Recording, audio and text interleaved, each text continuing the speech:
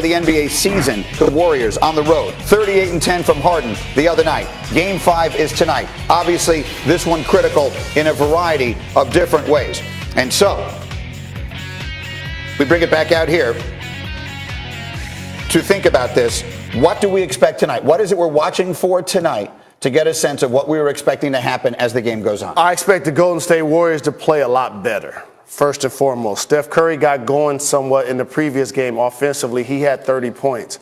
But at some point, they can't continue to junk their defense by trying to hide Steph Curry. At some point, he has to guard the person that's in front of him on certain possessions and own that. Also, for Klay Thompson, he has to shoot the ball better. I know it takes a lot out of you when you're trying to guard James Harden, and it frustrates you when he continues to make contested shots. But they need Klay, who I consider the best third option in the league, to play a lot better. Draymond Green has been consistent. KD has been outstanding. Can Andre Iguodala score double figures, which he didn't in the previous game? Here's a sentence I never thought I would hear myself state. Kevin Durant needs more help to carry this team to a championship, right? He needs those guys to step up and help him. All we were talking about was he took the easy way out. Now here he is trying to drag these guys through, and you were right. But let me go back to one thing you just said. Steph Curry has to guard his man. Who can he guard? Who on that team, who that he is staring across that, can he actually guard? You hope that he could guard Eric Gordon. You think? Because he's not going to... Eric Gordon got, what, 70 pounds on him? But he's not going to initiate offense a lot of times. James Harden, you know he's going to be in isolation situations at the top of the floor. You don't necessarily want him to have those problems. CP3 is like a fire hydrant out there. He's a physical point guard. He's going to initiate offense in pick and roll situations, and he can body Steph Curry up. You hope he could guard Eric Gordon. You hope he could guard Austin Rivers when he's playing minutes. You hope he could guard Shumpert, not necessarily primary ball handlers. Okay, so we will see what happens. Again, I think a lot of the different ways you could look at this would say this is the most important game to this point of the NBA season.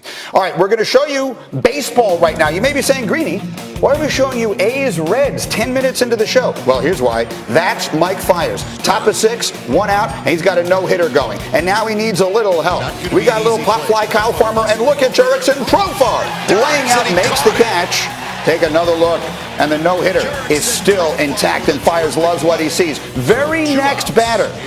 Joey Votto. Joey Votto. Oh, Joey Votto has just broken up the no-hitter with a home run. No, he hasn't. Look at Ramon Laureano. Over the wall, he makes the catch, and the no-no is intact. Fiers is fired up, and so is the play-by-play announcer. Listen to this. Leaping at the wall, and he pulls it back.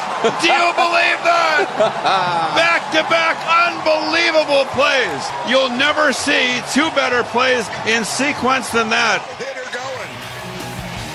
So Fiers has a no-hitter going through 6. Now we go to the 7th. He's thrown 100 pitches. This is Eugenio Suarez at first base after a walk. Jesse Winker at the plate. Oh, that's just what he needed. That's 4. That's 6. That's 3. He's out of the inning. A no-hitter through 7. Now we go to the 9th. Fiers 130 pitches, but he's still got the no-no going. It's Suarez at the plate. Fiers has already thrown 1 no-hitter in his career, and now he's thrown 2. Let the celebration begin. This was about 2 in the morning Eastern time. Fiers shuts out the Reds 2-0. It is his second career no-hitter. At what point during the game did you realize that you were throwing a no-no? I knew. Oh, really? Yeah. I don't like when guys say they don't know. You usually know. You don't want to think about it until a little bit later, but yeah, I mean, I knew. I broke every rule in the book and told him after the 7th, no more base runners. So he knew if he gave up a base runner, he was coming out of the game. Pretty amazing stuff.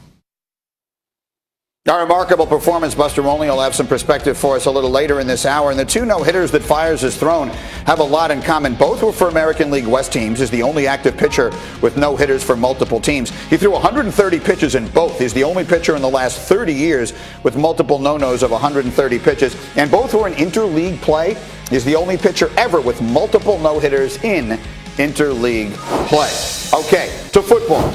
Recently, Cowboys Chief Operating Officer Stephen Jones was asked about Ezekiel Elliott, and he said, quote, he's the straw, if you will, that stirs our drink.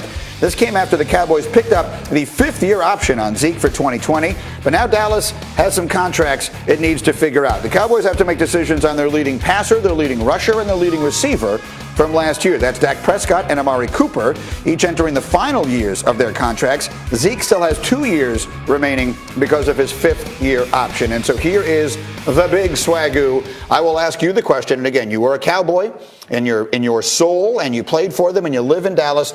Do the Cowboys need to take care of Zeke and give him a contract extension as quickly as they can? As quickly as they can, no, but they need to get it done in a timely manner. Because Zeke is 40% of their offense, right? And look, we're having a conversation about a position that always has questions about if you extend the guy long term. And there are those stories out there. But has 21 shown you to be injury prone? Nope.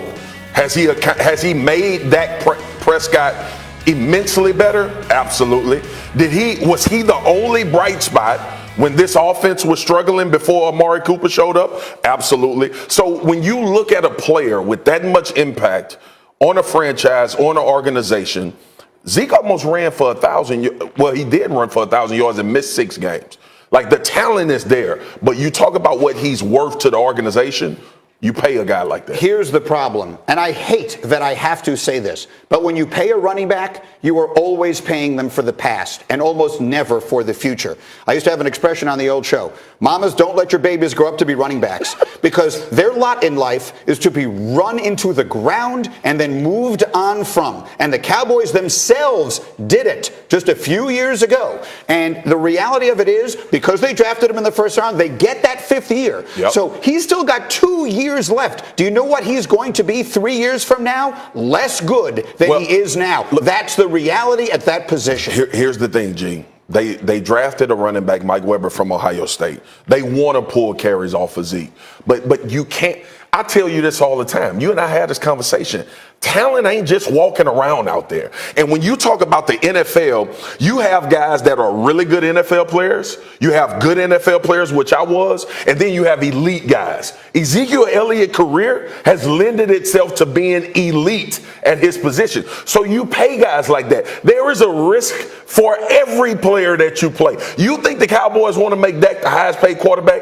Hell no. Has Dak played to warrant being the highest paid quarterback? Nope. But that is what the market is going to suggest. When you play Zeke, you know exactly what you're getting. Right. And I can tell you you just made my point for me. Dak Prescott figures to get better as time goes on, and Zeke is guaranteed to get worse. Listen, I hate saying this. I hate it because it is completely unfair to the running back. He's just getting handed the ball. And you know what's going to happen this year? They're talking about scaling back his carries. They're talking about scaling back his touches. And then all of a sudden, they're 5-4. And you know what? We got to give Zeke the damn ball. People are going to start talking. He's going to say, give me the ball, and that's what's going to happen. We have a conversation about this every year, and everybody talks about the spread offense and all of the things that's going on. What the hell won the Super Bowl for the Patriots last year?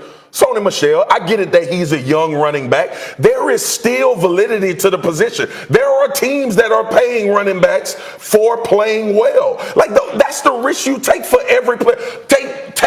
You want to talk about Dak? Yeah. Let's take Tony Romo.